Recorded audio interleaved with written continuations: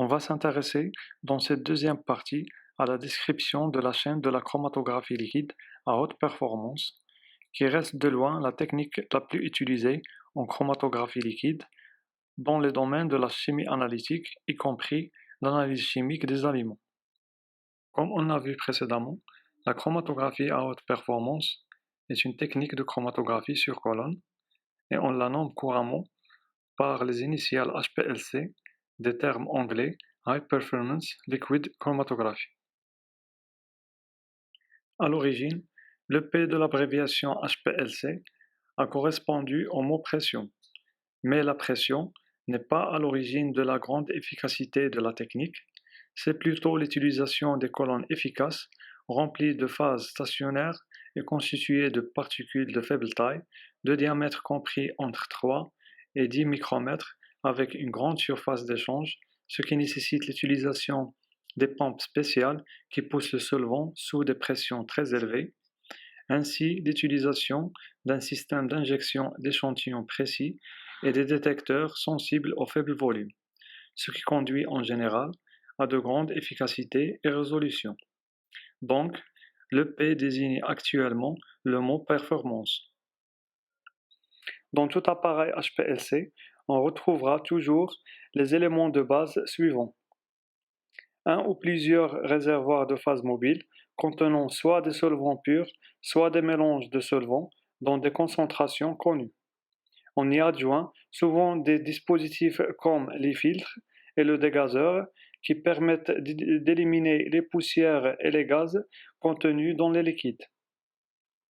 Un système de pompage de la phase mobile, un système d'injection comportant une boucle d'échantillonnage calibrée, une colonne contenant la phase stationnaire est équipée souvent d'un système de chauffage et refroidissement pour contrôler la température de séparation.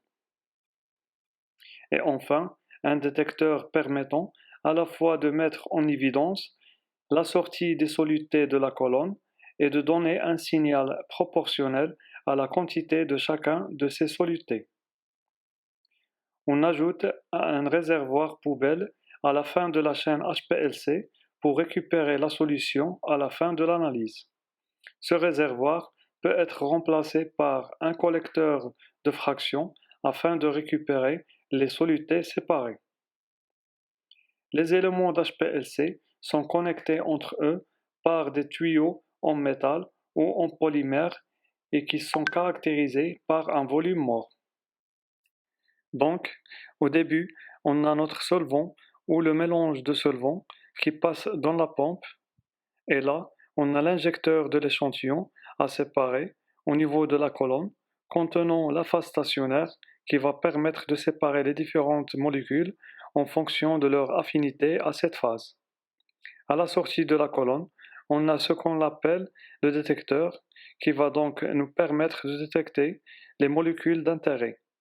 Et par la suite, le système informatique traite le signal du détecteur et génère le chromatogramme. Le reste de cette vidéo va s'intéresser à un descriptif général des différents éléments de la chaîne HPLC. Commençons par le dégazeur.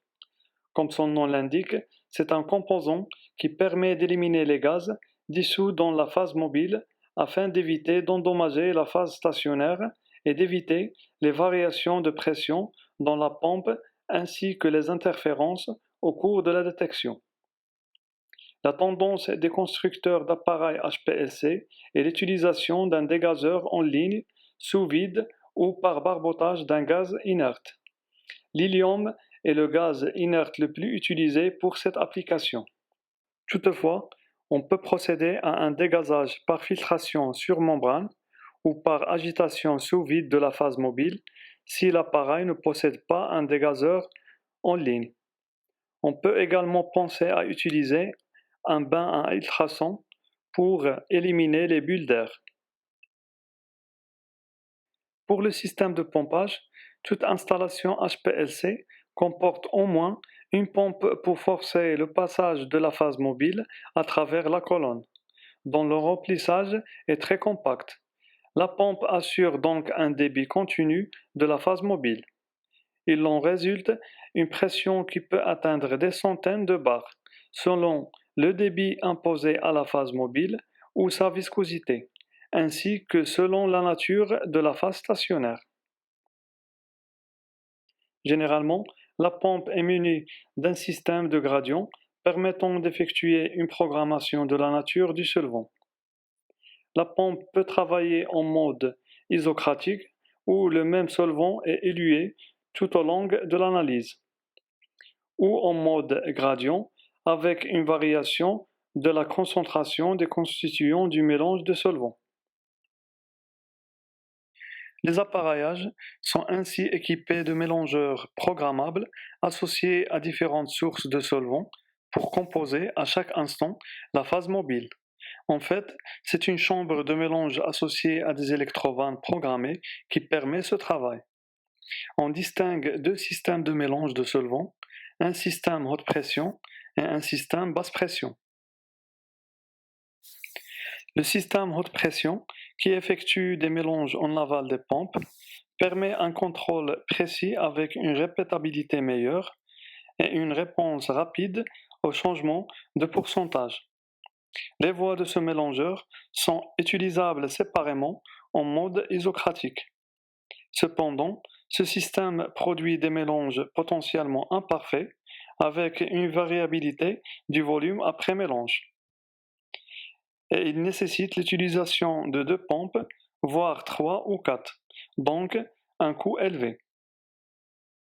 Dans le système basse pression, le mélange des solvants s'effectue en amont des pompes, ce qui ne demande pas un surcoût dû à la multiplication des pompes.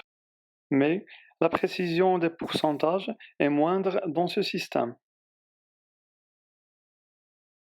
Concernant l'injecteur, la méthode d'introduction de l'échantillon la plus largement utilisée en HPLC est basée sur une boucle d'échantillonnage. L'injecteur fait souvent partie intégrante de l'appareil d'HPLC qui possède des boucles interchangeables permettant de choisir des volumes d'échantillons allant de 1 à 50 microlitres ou plus. Ce système d'injection permet d'avoir un volume injecté constant, ce qui est primordial pour l'analyse quantitative. Le système de la boucle d'injection fonctionne en deux modes, le mode d'insertion d'échantillons dans la boucle et le mode d'injection de l'échantillon. Voici un schéma d'une boucle d'introduction d'échantillons qu'on peut le trouver dans un injecteur d'HPLC manuel ou automatique. Il contient un tuyau dont le volume est connu précisément et qui sera le volume de l'échantillon injecté dans la colonne. La boucle est également menée d'un point pour connecter la seringue d'injection afin d'introduire l'échantillon dans la boucle. Ici, on a la sortie vers le réservoir de la poubelle qui permet de récupérer l'excès de l'échantillon. Une fois la pompe est allumée, le solvant est envoyé vers la colonne à travers la boucle.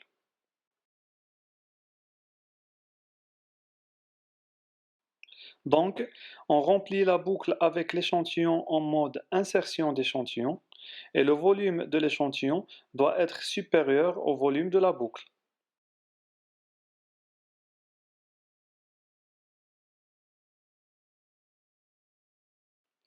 On tourne ensuite la boucle en mode injection et la phase mobile va pousser l'échantillon vers la colonne. Beaucoup d'appareils d'HPLC sont équipés d'un auto-échantillonneur avec un injecteur automatique qui peuvent injecter en continu des volumes variables.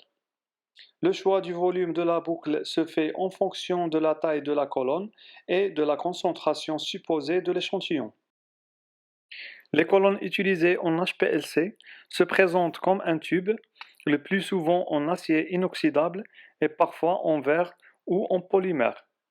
La plupart des colonnes en HPLC sont droites, généralement avec une longueur entre 15 et 30 cm et un diamètre intérieur entre 4 et 20 mm.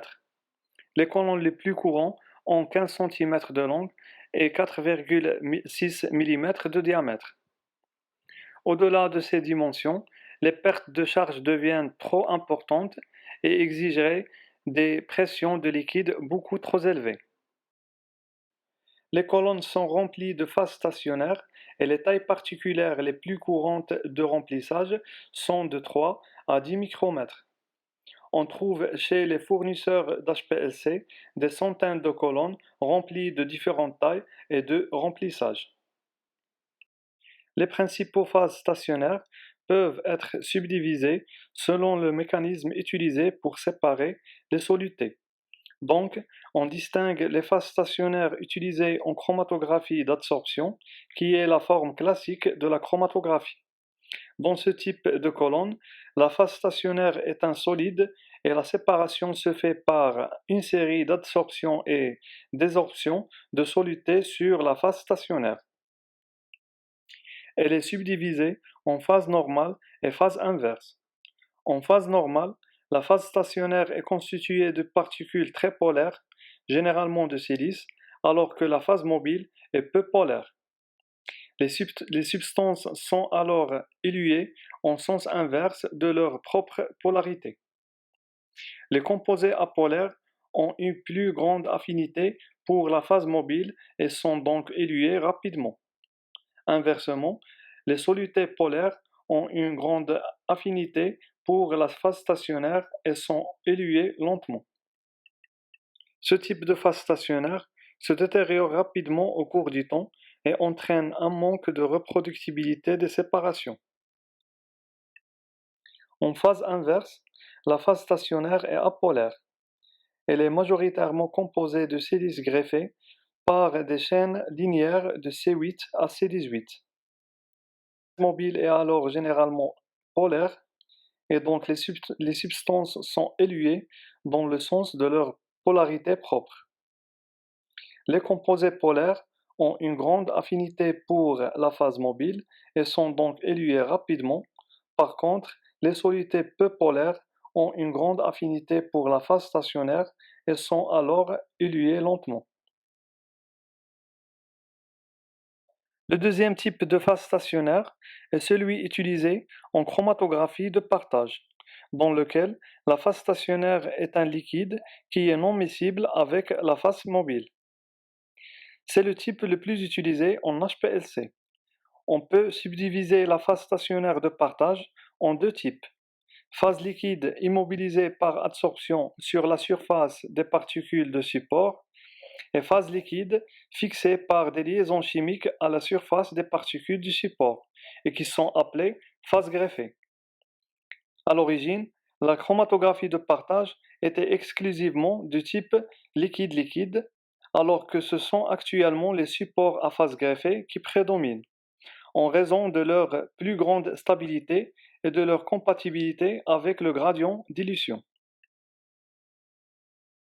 On trouve également dans les colonnes utilisées en HPLC les colonnes d'échangeuses d'ions dont la phase stationnaire porte des groupes fonctionnels acides ou basiques. La séparation sur ce type de phase stationnaire repose sur l'échange d'ions entre des groupes chargés liés à une phase stationnaire et des ions de charge opposée dans la phase mobile. Les composés de la phase stationnaire peuvent être des cations chargés positivement ou des anions chargés négativement et qui sont liés de manière covalente sur la résine. Des exemples comprennent des groupes fortement acides tels que les ions sulfonates ou des groupes faiblement acides tels que le carboxyméthyle. Les phases échangeuses d'anions ont des amines quaternaires fortement basiques tels que des groupes triméthylaminoéthyl ou des groupes faiblement basiques tels que des groupes diéthylaminoéthyl d'ammonium. Les séparations sont effectuées dans des conditions où les analytes sont chargés et se lient à la phase stationnaire d'échange d'ions. En fait, dans le cas d'une base échangeuse d'anions, le pH doit être inférieur du groupement ionisable. Et dans le cas d'un acide échangeuse de cations, le pH doit être supérieur au pKa du groupement ionisable. Le dernier type de phase stationnaire qu'on a, c'est l'exclusion de masse. La chromatographie d'exclusion, ou appelée encore filtration sur gel, est une technique puissante qui est surtout utilisée pour les espèces de masse molaire élevée. Les supports de la phase stationnaire d'exclusion sont constitués de petites particules de silice ou de polymère contenant un réseau de pores uniformes dans lesquels les molécules de soluté et de solvant peuvent se diffuser. Lorsqu'elles circulent dans les pores, les molécules sont latéralement piégées et extraites de la phase mobile. La durée moyenne de séjour des molécules d'analyte dépend de leur taille relative. Donc, les molécules qui sont nettement plus grandes que la taille moyenne des pores sont exclues et ne sont pas retenues. En fait, elles progressent dans la colonne à la vitesse de la phase mobile. Les composés qui sont nettement plus petits que les pores sont retenus par la phase stationnaire et elles sont les derniers à être élués. Entre ces deux cas, il se situent les molécules de taille intermédiaire dont le taux de pénétration dans les pores dépend directement de la taille des molécules et de leur forme. Il faut noter que les applications des divers types de chromatographie liquide sont complémentaires et le choix entre les phases stationnaires peut se baser sur la solubilité et la masse molaire de l'échantillon qu'on veut analyser. Dans ce diagramme, qui résume le domaine d'application de l'HPLC, les méthodes à phase inverse sont appropriées pour les petites molécules dans de nombreux cas. Les méthodes au bas du diagramme conviennent au mieux aux composés de masse molaire élevée, généralement supérieure à 2000, tels que la perméation de gel pour les espèces non polaires et la filtration de gel pour les composés polaires ou ioniques. Pour les espèces ioniques de faible masse molaire, comme les acides aminés, on utilise souvent la chromatographie échangeuse d'ions.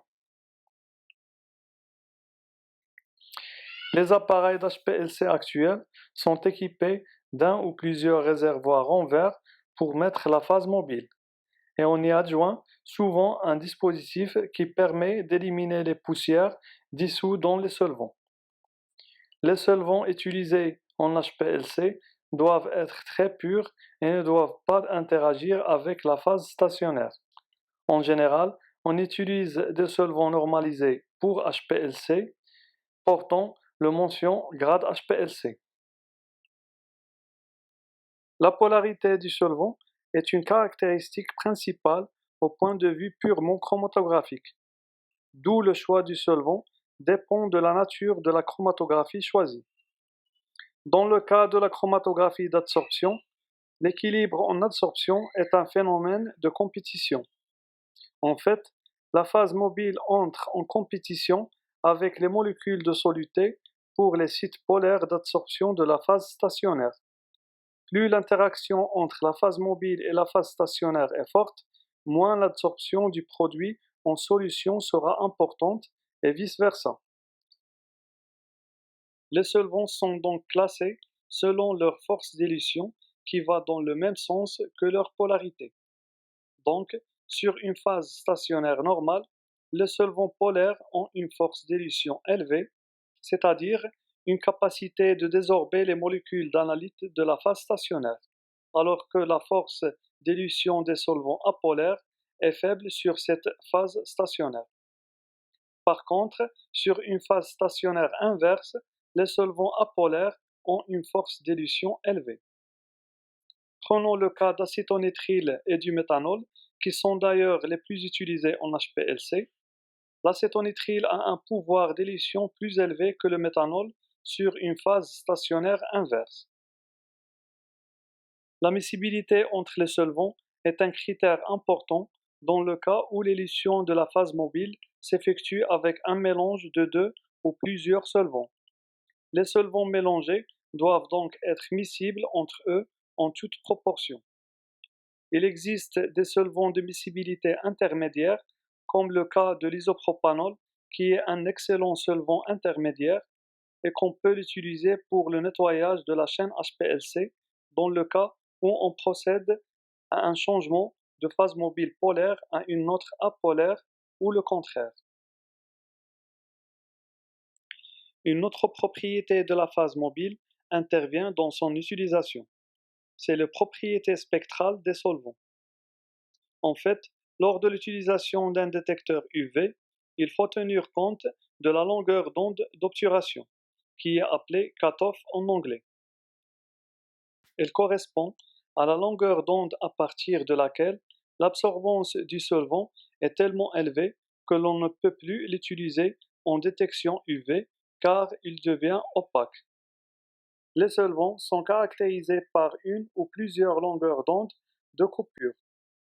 L'élution de la phase mobile effectuée avec un seul solvant ou un mélange de composition constante est appelée élution isocratique. Dans l'élution avec programmation de la proportion du solvant, appelée gradient d'élution, on emploie deux ou parfois plusieurs solvants de polarités différentes. Cette méthode permet de séparer mieux et rapidement un mélange complexe composé de nombreuses solutés de rétention différentes. En fait, cette technique consiste à modifier la force éluante de la phase mobile en cours de la séparation afin de raccourcir le temps de rétention des solutés les plus fortement retenues, tout en conservant la séparation des solutés les moins retenues. Le gradient d'élution est depuis longtemps une technique analytique de choix en chromatographie à phase inverse.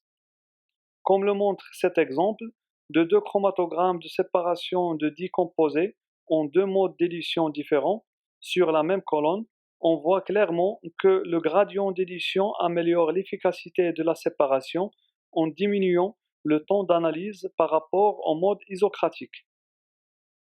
Les pourcentages des volumes de solvant qu'on mélange en mode gradient sont modifiés de manière continue ou discontinue selon un programme préétabli. On utilise principalement trois types de profils de programmation du gradient qui permet de modifier la polarité du solvant en cours d'analyse afin d'obtenir la meilleure séparation possible dans un temps d'analyse raisonnable. Les trois formes de changement des proportions des solvants peuvent être linéaire, concave ou convexe. En changement linéaire, le pouvoir d'élution de la phase mobile est augmenté de façon linéaire. En programmation convexe, le pouvoir d'élution est augmenté dès le début de l'élution, tandis qu'en programmation concave, la force éluante de la phase mobile est augmentée vers la fin d'analyse. Dans cet exemple, on peut procéder à une amélioration de la séparation des molécules qui ne se séparent pas bien en jouant sur le pouvoir d'élution de la phase mobile par programmation concave ou convexe. Dans le cas où il y a une mauvaise séparation au début de l'analyse, on peut penser à une diminution du pouvoir d'élution de la phase mobile au début de la séparation. Alors que dans le cas d'une mauvaise séparation des molécules à la fin de l'analyse, on peut procéder à une amélioration de la séparation par augmentation de la force éluante de la phase mobile au début de la séparation. Dans le cas où des substances ionisables sont présentes dans notre analyse, telles que les acides ou les bases faibles, on a tout intérêt à contrôler le pH de la phase mobile. En effet, selon le pH du milieu, la substance sera présente sous forme moléculaire neutre ou sous forme ionique, voire si on est à un pH proche du pKa du couple, les deux formes en proportion similaire sont présentes. Les espèces ioniques présentent une grande affinité avec la phase polaire et les espèces neutres une plus grande affinité pour la phase apolaire. Si la phase mobile est polaire, et particulièrement si elle est aqueuse, les temps de rétention seront sensiblement diminués quand l'espèce ionique sera présente en grande quantité. Inversement, les temps de rétention et l'efficacité de la colonne seront élevés si l'espèce neutre est majoritaire. Prenons l'exemple d'un composé acide. Si le pH de la phase mobile est inférieur au pKa de l'acide, sa forme est neutre, donc le temps de rétention augmente et l'efficacité de la colonne s'améliore. Par contre, si le pH de la phase mobile est supérieur au pKa, du composé, la substance sera présente sous la forme ionique, ce qui diminue son temps de rétention. Le contraire est observé pour un composé basique. Les détecteurs utilisés en HPLC sont nombreux et le choix entre eux dépend de la nature de l'échantillon qu'on veut analyser. Mais on trouve que les détecteurs les plus utilisés pour l'HPLC sont basés sur la loi de Beer-Lambert qui mesure l'absorption du rayonnement ultraviolet ou visible.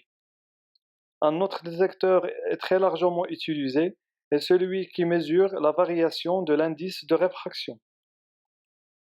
Dans ce cours, on décrit d'abord les caractéristiques les plus souhaitables pour un détecteur d'HPLC et ensuite on discute les systèmes les plus couramment utilisés. Les détecteurs de l'HPLC doivent avoir un certain nombre de caractéristiques pour pouvoir être utilisés.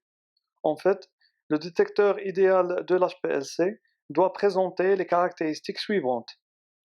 Une sensibilité appropriée pour mesurer les faibles variations de la concentration de soluté, une bonne stabilité du signal qui permet d'avoir la moins bruité possible, une bonne reproductibilité de la détection avec une réponse indépendante aux variations des paramètres d'utilisation de l'HPLC, tels que la pression, la température, le débit et la composition de la phase mobile.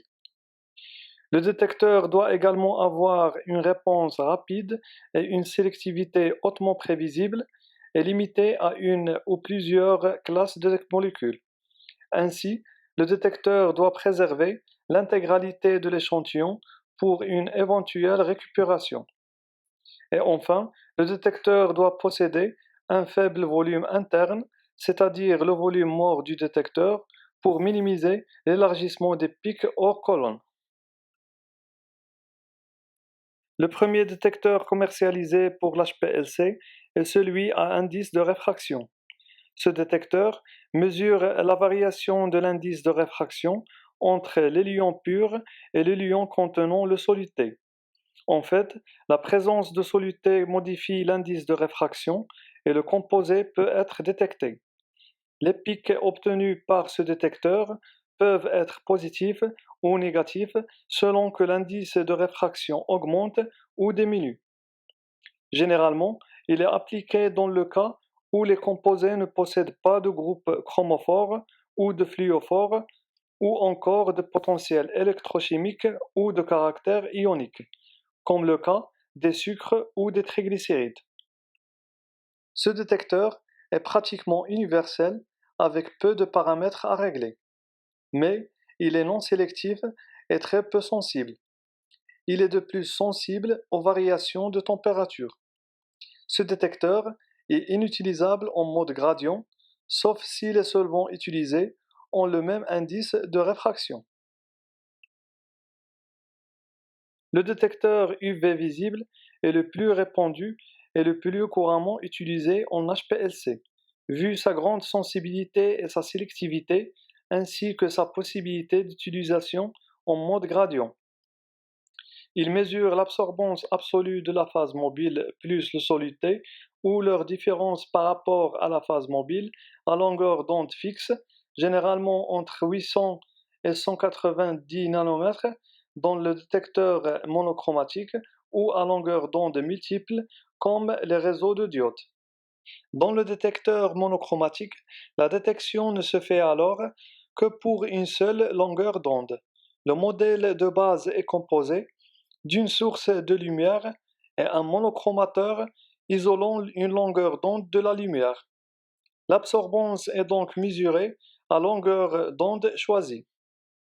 En détection polychromatique, le détecteur permet d'acquérir simultanément le spectre à plusieurs longueurs d'onde ou de changer de longueur d'onde en cours d'analyse.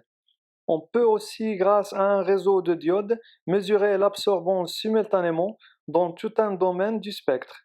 On obtient ainsi le spectre UV de l'analyte, appelé spectrochromatogramme en 3 dimensions, ce qui permet son identification. Dans la pratique, les spectres 3D sont stockés en mémoire et sont visualisables par la suite à l'aide d'un logiciel approprié. Le détecteur polychromatique présente une bonne sélectivité que le détecteur monochromatique. De plus, les spectres de ce détecteur permettent de réaliser des identifications spectrales rapides et précises. Cependant, le détecteur polychromatique est moins sensible ainsi qu'il est moins stable que le détecteur monochromatique. Un autre détecteur qui mesure la fluorescence des molécules est largement utilisé en HPLC. En fait, certaines substances sont fluorescentes, c'est-à-dire qu'ils réémettent sous forme de lumière une partie de l'énergie qu'ils reçoivent d'une source lumineuse excitatrice. L'intensité lumineuse est proportionnelle à la concentration de la substance. Le détecteur à fluorescence est 100 à 1000 fois très sensible que le détecteur UV et il est très sélectif avec un faible bruit de fond, ce qui est intéressant dans la recherche de traces. Cependant, le détecteur à fluorescence est sensible aux variations de la température et des conditions de la phase mobile, ce qui diminue la reproductibilité entre les labos. La variabilité des longueurs d'onde d'émission et d'excitation des composés limite également son utilisation. Ainsi, ce détecteur est applicable à peu de composés qui doivent être fluorescents. En fait, environ 15% des composés chimiques sont naturellement fluorescents, ce qui restreint quelque peu l'utilisation de ce détecteur. Les substances avec liaison pi-conjuguée donnent des bonnes réponses telles que les groupements aromatiques, comme c'est le cas de la fluorescine. On peut penser à étendre le champ d'application de ce détecteur en transformant par une réaction appropriée une substance non fluorescente en une autre qui le sera. Donc, on peut dérivatiser les substances par un groupement fluorescent comme l'orthophthalaldéhyde.